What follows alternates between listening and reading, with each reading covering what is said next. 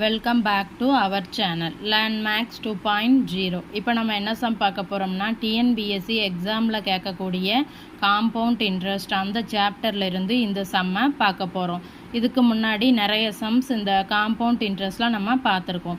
So இப்போ அந்த சம்மை பார்க்கலாமா? என்ன கொடுத்துருக்காங்க? கீதா ரூபாய் 80,000 ஒரு வியாபாரத்தில் முதலீடு செய்கிறார். இதற்கு 5% ஆண்டுக்கு ஒரு முறை வட்டி சேர்க்கும் முறையில் கூட்டு வட்டி கிடைக்கும் எனில் 2 கொஸ்டின் கேட்டிருக்காங்க. ஃபர்ஸ்ட் கொஸ்டின் என்னன்னா, 2ஆம் ஆண்டு முடிவில் அவள் பெயரில் எவ்வளவு இருக்கும்?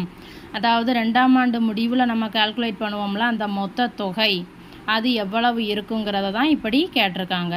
அதுக்கப்புறம் 3ஆம் ஆண்டிற்கான வட்டி என்ன அப்படின்ட்டு கேட்டிருக்காங்க. இப்போ நம்ம இதை சால்வ் பண்ணலாம்.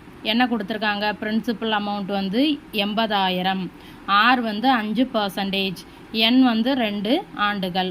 நமக்கு என்ன ஃபார்முலா தெரியும்? மொத்த தொகைக்கான ஃபார்முலா தெரியுமா? என்ன?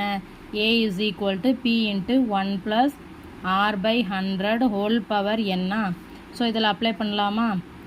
அப்போ இது 80,000 1 plus 5 by 100 divided by whole power 2. அப்போ இதை அடிக்கலாமா? 20ன்னு கிடைக்கும். ஸோ அப்போ 80,000 into 1 plus 1 by 20 whole power 2. அப்போ எப்படி கிடைக்கும்? 80,000 இன்ட்டு இதை நம்ம கிராஸ் ப்ராடக்ட் பண்ணலாமா? 20 plus 1 21 by 20 the whole power 2. அப்போ 80,000 இன்ட்டு 21 2 டைம்ஸ் போடணும். அதே மாதிரி 20 2 டைம்ஸ் போடணும். ஸோ இப்போ அதை அடிக்கலாமா? 2 2s are 4. அப்போ இங்கே என்ன கிடைக்கும்? 200ன்னு கிடைக்கும்.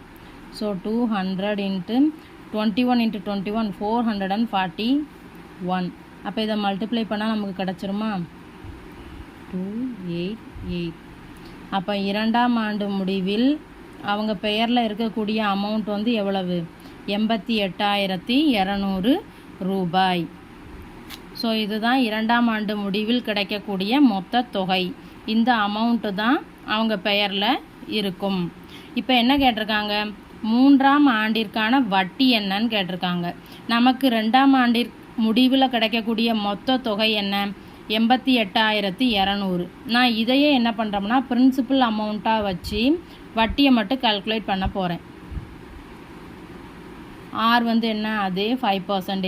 என் வந்து 1ன்னு எடுத்துக்கிடலாமா? ஏன்னா இது 2ஆம் ஆண்டின் முடிவில் கிடைக்கக்கூடிய மொத்த தொகை. அப்போ அதுக்கு வந்து நம்ம ஒரு தடவை வந்து கால்குலேட் பண்ணால் அது வந்து 3ஆம் ஆண்டிற்கான வட்டின்னு கிடச்சிருமா? ஸோ நமக்கு ஃபார்முலா என்ன? A is equal to P into 1 plus R by 100 whole power n. அப்போ P என்ன? 88,200 1 plus 5 by 100 ஹோல் பவர் 1ன்னு கிடைக்குமா? அப்போ 88,200 இதை அடித்தா இங்கே 20. அப்போ 21 by 20ன்னு டைரெக்டாக கிடச்சிருமா? அப்போ இதை நம்ம அடிக்கலாமா? 441. அப்போ இது 0 விட்டுறக்கூடாது. ஸோ அப்போ 441 கூட 21 மல்டிப்ளை பண்ணணும்.